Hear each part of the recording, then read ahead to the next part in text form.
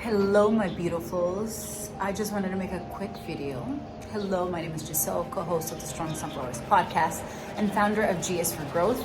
And when you guys see this book review about Welcome Home, right over here, I am so excited because as I sit here on my balcony, I am reading the book and I remember that the author is from Lebanon.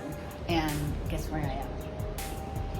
I am in Lebanon, and it's beautiful, and her words are so touching, and her country that she came from is so beautiful. And it's just crazy that this is the book that I chose to bring on my trip, and these are the pages that I'm reading at this moment. So this book is amazing. I hope you guys enjoyed this book review. I hope you guys buy the book, support her. She's an amazing, strong-ass sunflower, an amazing human being. And yeah, you guys enjoy the book review, and I'll catch you guys later. Hello, beautifuls. My name is Giselle, co-host of the Strong Sunflowers podcast and founder of G is for Growth. And today, I'm so excited for this video. We are gonna talk about Welcome Home book review. Oh my gosh. Oh my gosh.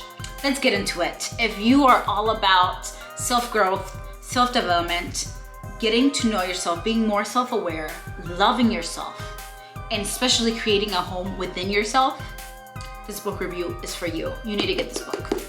From the very beginning of the book, it's just gems being dropped. I'm gonna read it to you guys.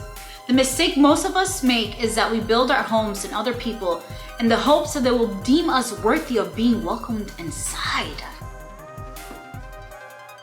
Girl! Ain't that the damn truth? We're always searching and seeking validation, worthiness, that we're valuable. And we build our homes inside of other people. And when those people decide to walk away, when those people decide that they don't want you in their home anymore, you get kicked out to the curb and you feel homeless. You feel worthless. You feel with no value. And I feel for the longest time, I was creating homes in other people because I felt homeless.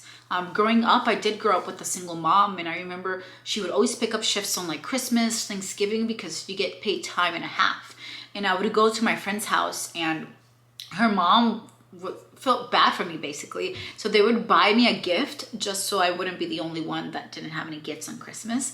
So she would get me a gift, and I would get to open it with everybody else on Christmas Day. And even coming from my childhood and coming into my marriage, or my ex-marriage at the time, his family was everything that I always wanted. I felt like, yes, I loved him, but I felt like I loved his family even more because it was everything that I always wanted. It was family dinners on Sunday. It was Christmas, everybody would sleep over and open gifts in the morning. It was Thanksgiving dinner. It was just so family vacations. It was just so family oriented, and I've always wanted that. And then after I got divorced, there's tea on that, but you know, no shade with it.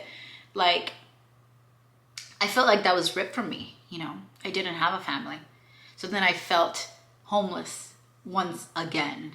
So I really, after my divorce, going through that and finding myself and creating a home within myself. You know, I know that in the future I can create my own family with my own kids and have those traditions. But for now, I can't continue to try to find home in other people, because home is where I am. And this book will definitely help you build a home within yourself that you're proud of and that it just fills you up with warmth. So I've been searching for home for a long time, and I just recently found it at 27 that, again, I am home. And I wanted to read this from the book because it was spot on. And I want to read it for you guys. Home is not a physical place. It's a place where your soul feels it belongs, where you can unapologetically be yourself, where you are loved for your authentic self. Home is a place where you don't have to work hard just to be loved. And I talked about this in a video that I did prior to, like, growing up. I felt like to earn my mom's love, I had to work for it. So get straight A's, behave myself, be a good daughter, be a good student, be a good whatever, and have all these achievements that I can present to them, and then she'll be proud of me. And again, those are things from our childhood that we also bring to our adulthood. And when we try to find homes in other people and try to find worthy and value, we start to create that sheet so then we can show other people like, hey, I am worthy of loving. Hey, look at me. I am worthy of loving. I have done this, this, and this, and this, and this. I am worthy. But at the end of the day, we're still seeking validation from other people. One of the things that she talked about in the book is that she would always say this to herself. Why can't I have that? And again, growing up, I felt like that too, you know. I come from communist Cuba. So growing up in Cuba, to begin with, it's like when you see the kids with the new sneakers and the new little pencils for school and the new backpacks, you're like, why can't I have that? And that poor mentality definitely came with me to the States. And especially when it came to family, because my mom and I came to the States alone and it was just my grandfather here. So I left my whole family in Cuba. So a lot of the families doing family traditions, like my friends having family dinners, all these things, celebrating together as a family, that was always in my mind. Like, why can't I have that? Why can't that be my reality? Why can't I be close with my mom? Why can't my mom love me like that? Why can't I feel at home in my own home? Why can't I have that? And she talks about it being something like unachievable. In our mind, it was something unachievable, and that's the way that we brought it up.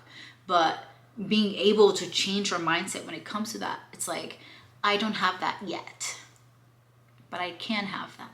That will be mine in the future.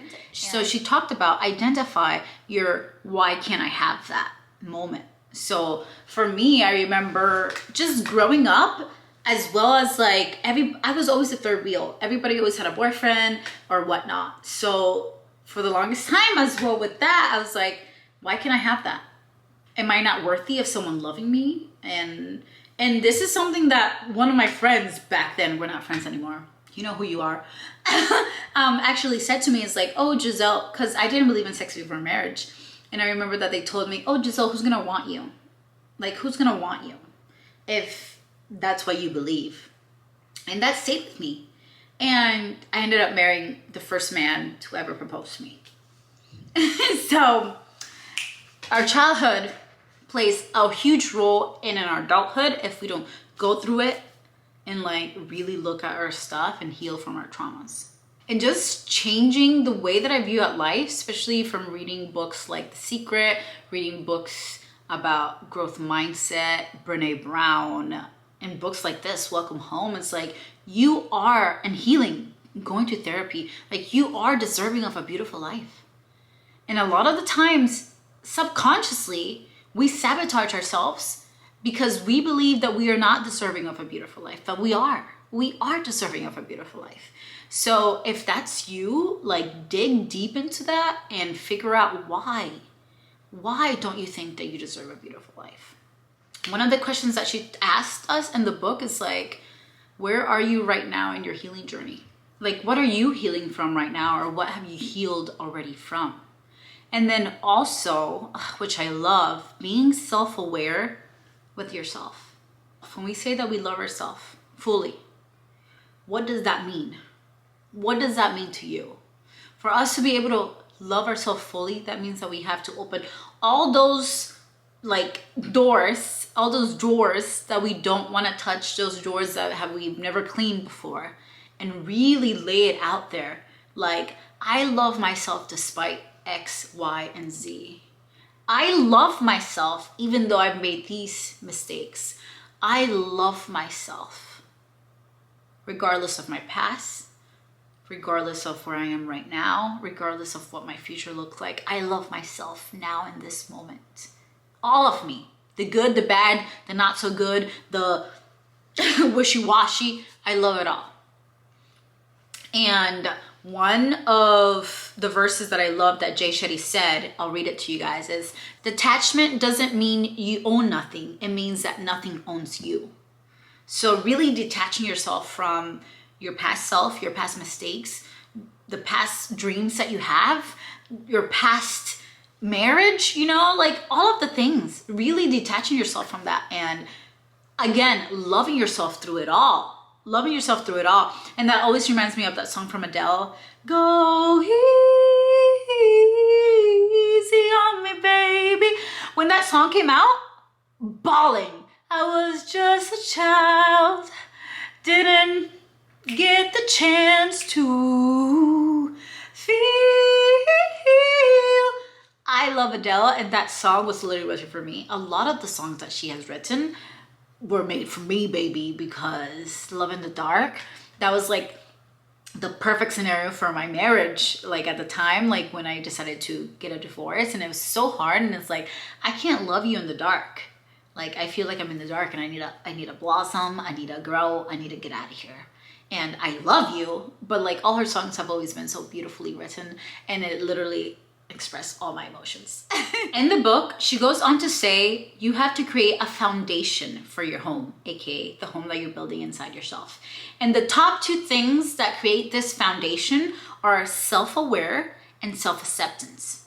And she goes on to say, if there's no foundation, you can have all the elements needed in your home, but the lack of the foundation jeopardizes the control that you have over these elements. Without a foundation, your elements will sit on a foundation outside of yourself.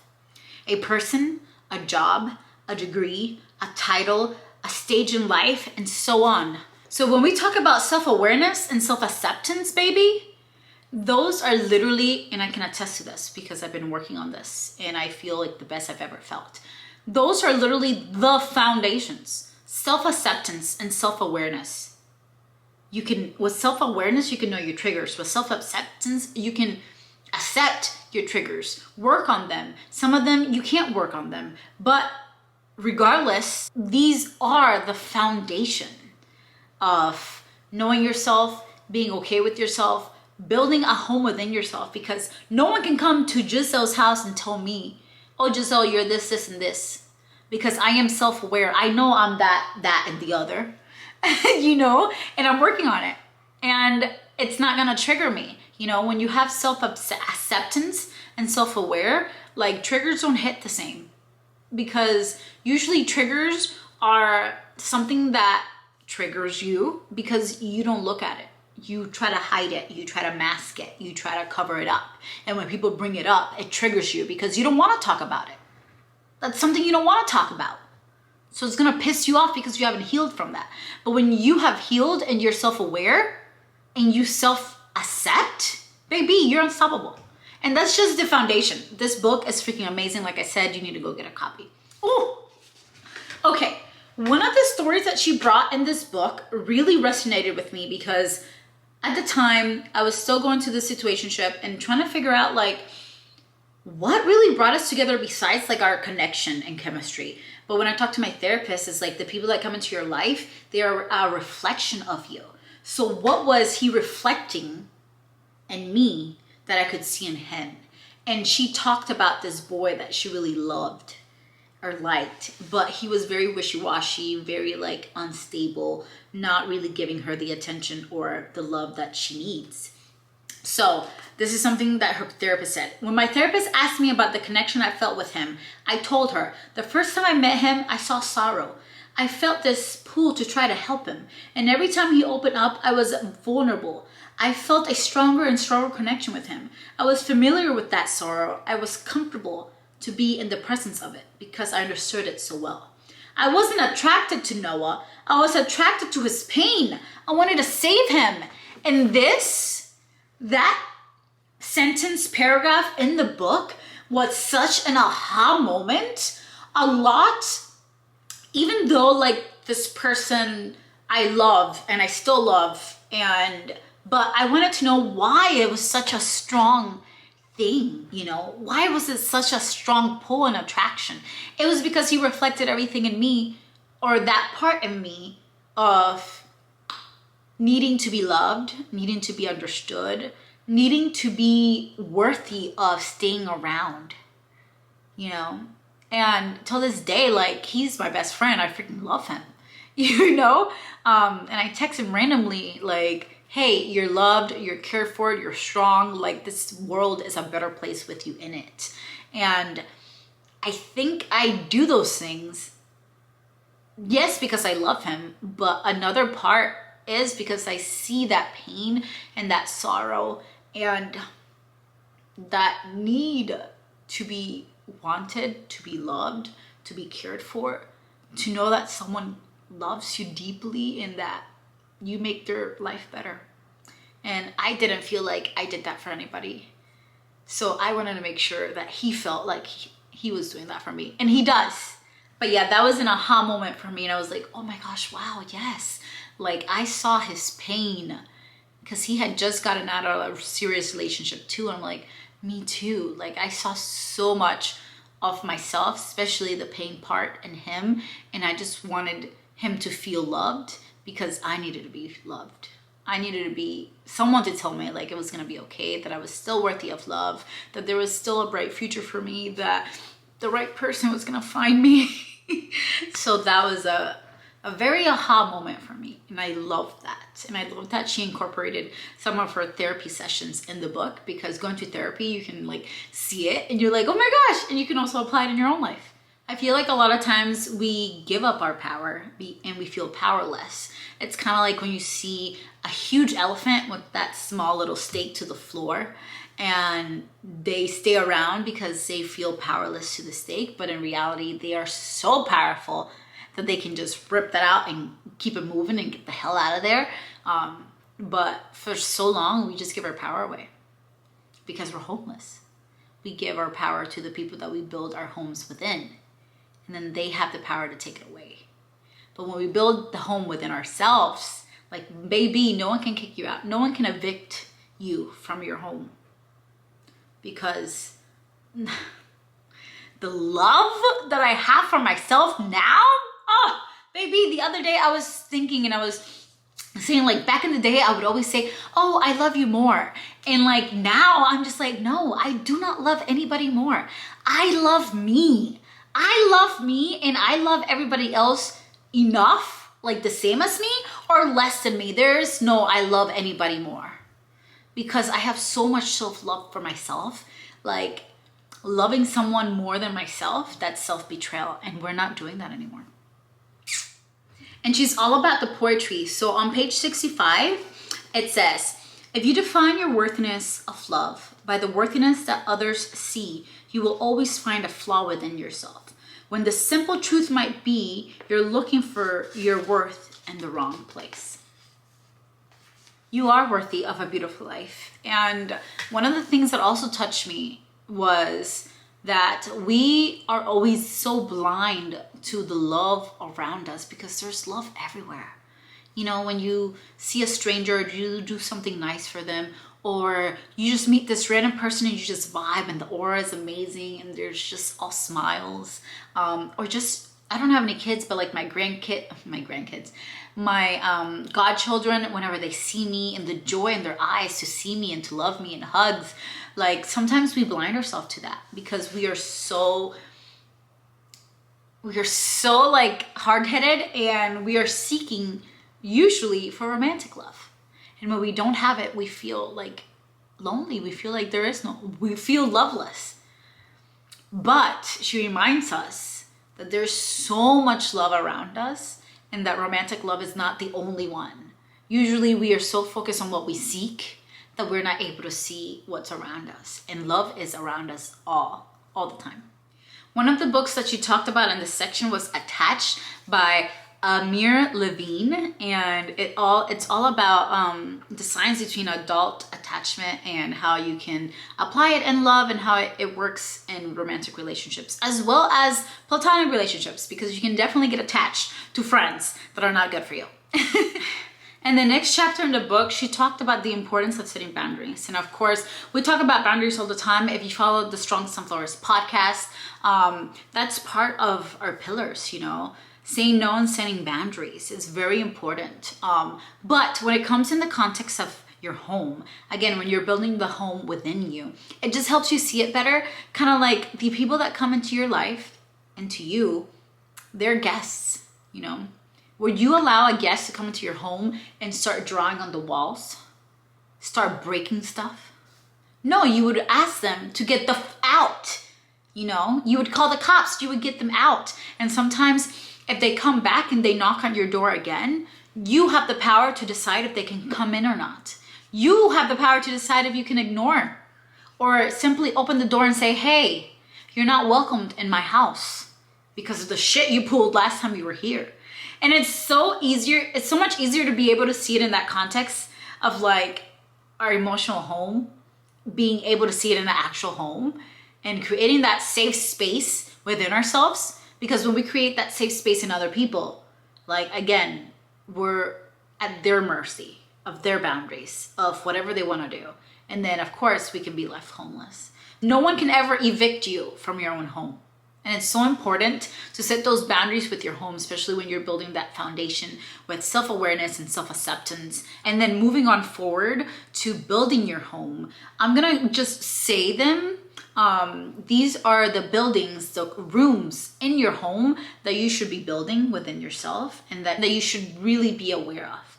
So building the foundation, we just talked about this, self-awareness and self-acceptance, but also too, the self-love room. You gotta love yourself, man. Like what I've learned thus far is that your higher self, which is the person that you're trying to be, is truly just a combination of all of self. So the good, the bad, the in-between, the not so good.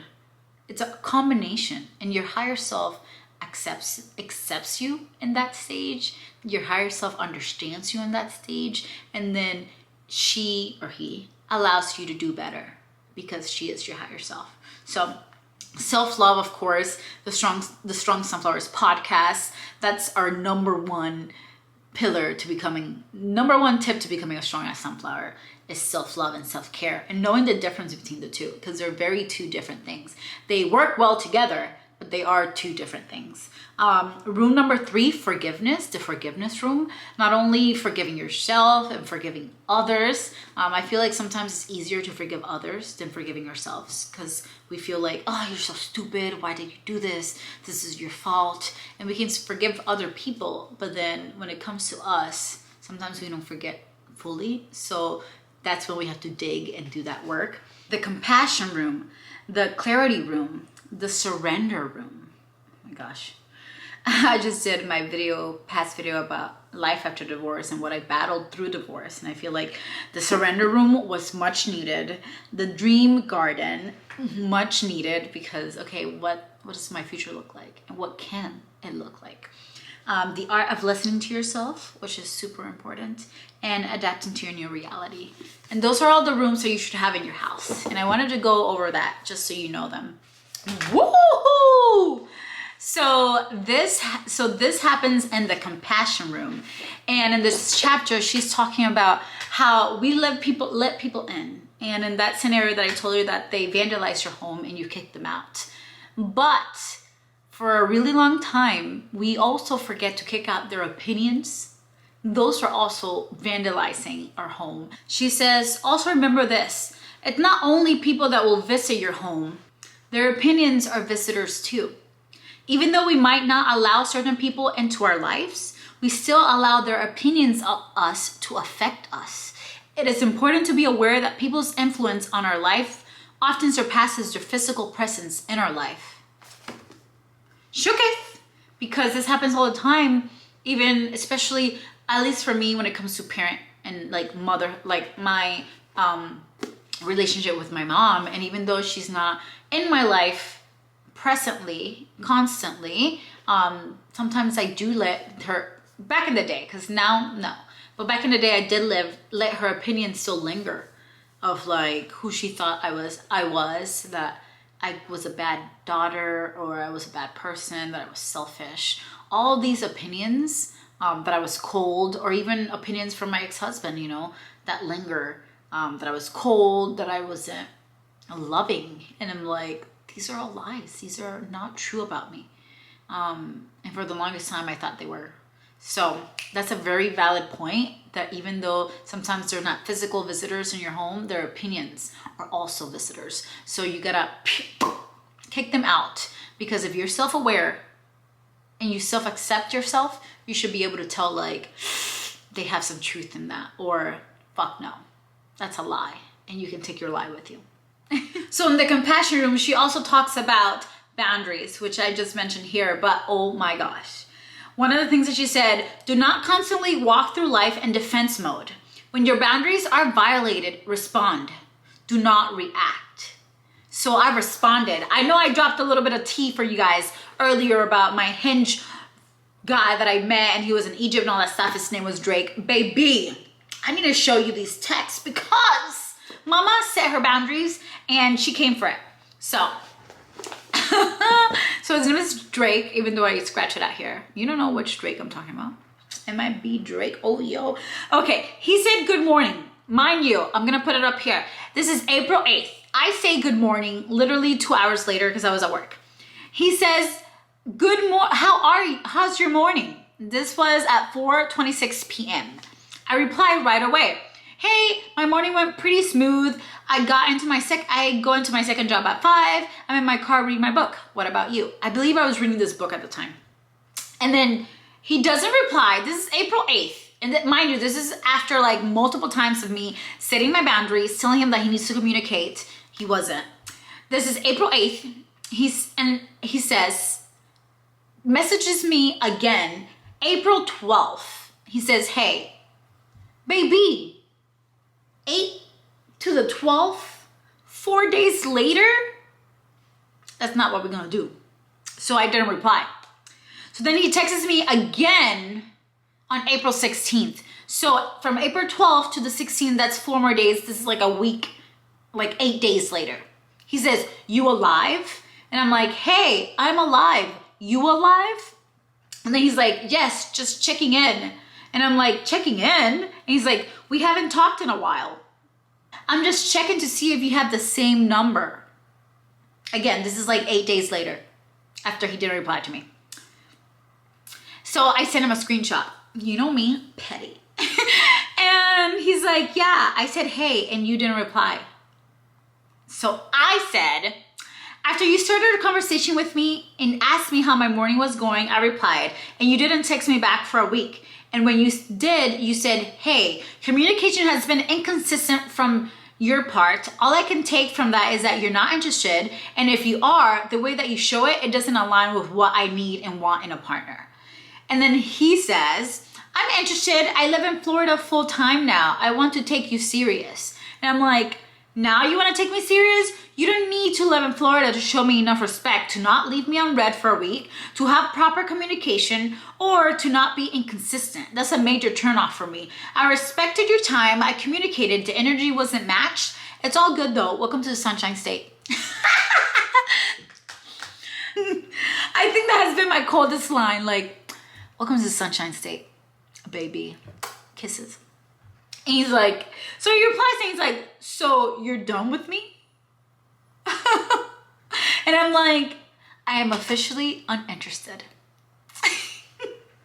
And then after that, I didn't reply because he got all crazy, but he's like, so you got someone else? I've been working on a relationship for 2 months trying to gaslight me. What relationship? I haven't even met you in person. I barely talked to you.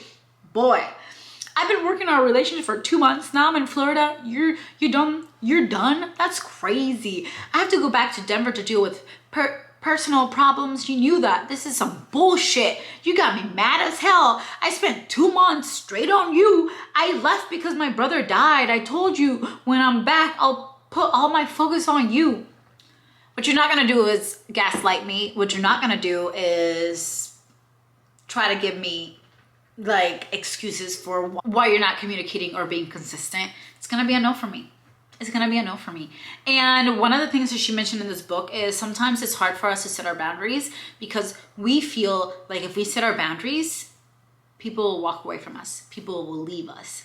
People will not respect them and they will walk away. But the truth of the matter is that whoever's in our lives should respect our boundaries. And if they don't, love yourself enough, build that home within yourself that you don't give two damns. If you walk away because I say no and I set my boundaries, then you're not the person for me. You're not the person to be in my life. So just getting more comfortable with that. Getting more comfortable with whoever wants to walk away can walk away. But I am not crossing my boundaries for anybody. I am not letting people walk all over me just because I want them in my life. So if the shoe fits, the shoe fits. So if that's something that you need to work on your life, I promise you, choosing yourself, you will never regret choosing yourself. Make sure you have self-respect. Make sure you're self-aware. Make sure you accept yourself and you love yourself. And when you love yourself, it just gets way easier to walk away, and it gets way easier to show up as your authentic self and set those boundaries. And whoever doesn't fuck with that, they don't fuck with that, and that's okay. And talking about emotions and feelings, we have to remember that feelings are also guests in our home, and that they're not permanent. You know, sometimes we feel happy, sometimes we feel sad, sometimes we feel angry. All of the feelings, all the above, anxious, depressed, all of those feelings are not permanent guests in our home. And they will be knocking at our door from time to time in whichever season we are in our lives. And we have to get comfortable with opening the door, because if we don't open the door, they will keep knocking and knocking, and the knock will get louder and louder and louder until it's overwhelming, until it's crippling. You're depressed to the point that it's crippling and you can't do anything else. Make sure that we are opening the door. We are opening the door to those feelings, feeling them, validating them. Okay, you feel sad. Okay, I understand. I see you. I feel you. Feel those feelings, and then at the same time, welcome them to leave. They're not permanent here. I have felt your pain, but this pain is not mine to feel for eternity. This pain, this too shall pass. So opening the door as well for the pain and these feelings and emotions to leave as well.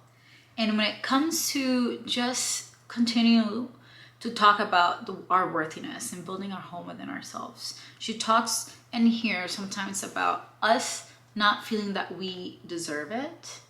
And even though others are giving us their love, their attention, their kindness, all of that, but at the same time, again, it always comes back to us feeling like we don't deserve it. And she says, it takes time to accept more than scraps when you believe that it's too much for you. What's wrong with someone actually making you a priority in their life? What's wrong with someone putting in the effort to show you their love? You deserve that. It's not too much. It's the bare minimum that you deserve from someone you're welcoming into your home. And usually, when we welcome someone into our home, you want your guests to feel comfortable. You want your guests to feel at home too. But at the end of the day, it's your home. So the guests can't be disruptive either.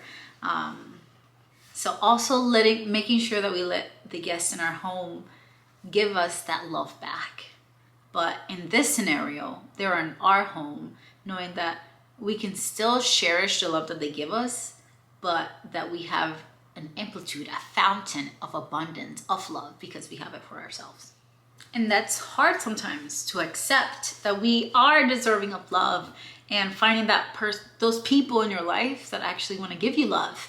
And because we're not used to it, we want to push it away. And she has this amazing poem in her book that I loved. And it says, "To all the people I pushed away while I was healing, forgive me for not being able to welcome you when I really wanted to. I was scared. I was scared you judged me. I was scared you wouldn't understand. I was scared you asked me how I could have known better. I was scared you pushed me away and remind me of all the reasons I don't deserve to be loved. I was scared. Everyone I welcomed before you either lied or left or took more than what I had to give. Everyone I welcomed before you only stayed as long as I was who they wanted me to be instead of who I actually am. I'm sorry I made you feel I couldn't trust you, when the truth was I couldn't even trust myself." And moving on to the clarity room, I love that she brought this up because, like I talked about before, I feel like we forgive other people, but it's harder to forgive ourselves. And she talks about it hurts because they meant something to you. It hurts because you believed them. It hurts because you saw a future with them, because you were vulnerable with them. You spent so much of your time and energy on them. Of course you're going to hurt. So it's okay for it to hurt. Let it sit with the pain. This should never be your normal. You should never be okay with being treated badly. You should never be okay with being betrayed. You should never be okay with having someone you trusted so much turn around and treat you as if you never meant anything to them. You should never be okay with that. You don't have to be okay with it to accept it. And you have to accept it because healing comes with accepting it. The empathy, sensitivity, and beauty that allows you to feel the pain of being treated that way makes you who you are. It's why you're able to give love. It's why you're able to give, period. I know sometimes having an open heart and loving a lot of people in this world sometimes is painful and it's hurtful, because I feel like hurting people, for the most part, it's a choice. And whoever in your life is choosing to hurt you, to say mean, cruel, disgusting things towards you, they choose that. And you can choose not to accept that. You don't deserve that. And I know it's hard to accept that someone that you've loved, someone that you cared for, whether it's your spouse or someone that you really loved, cheated on you and just betrayed you. It cuts deep, you know, because you brought them into your home. And I love this home analogy. It's like you brought them into your home, the deepest crevice of your bedroom, like your bed, your home, for them to do this to you. But like she said, accepting that only comes by healing. And when you heal, you accept the things, but that does not make them right. You don't have to be okay with it to accept it. And she writes books as well as poetry, and this is one of my favorite poems that she wrote. And you guys know I love butterflies, so in a lot of her poetry there's a lot of butterfly synonyms, so I love that. Your anger doesn't have to look like anger. Your anger doesn't have to sound like anger.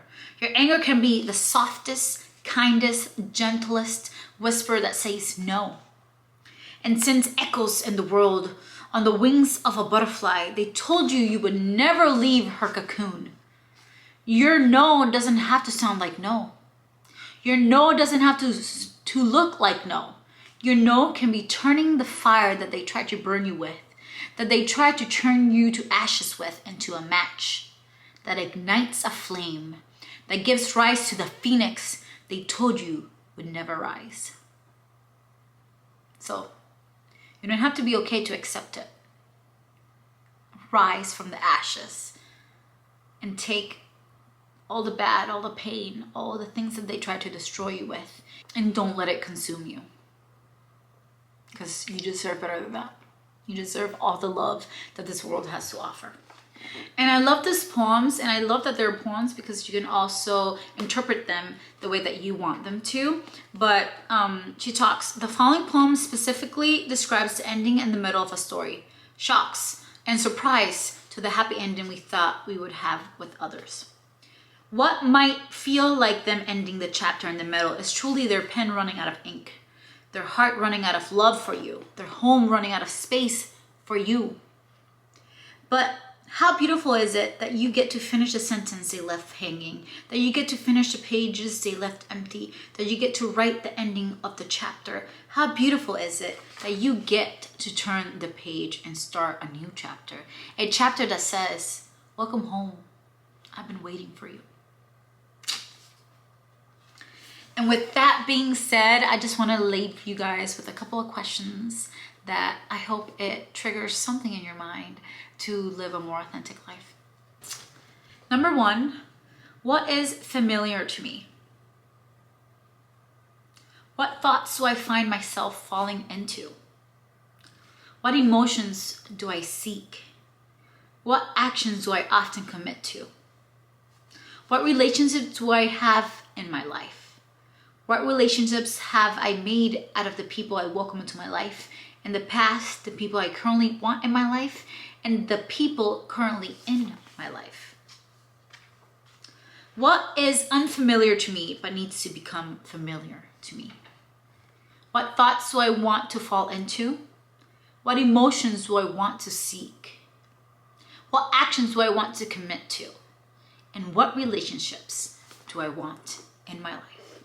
I love you guys. Let me know some of the answers to the questions below in the comments.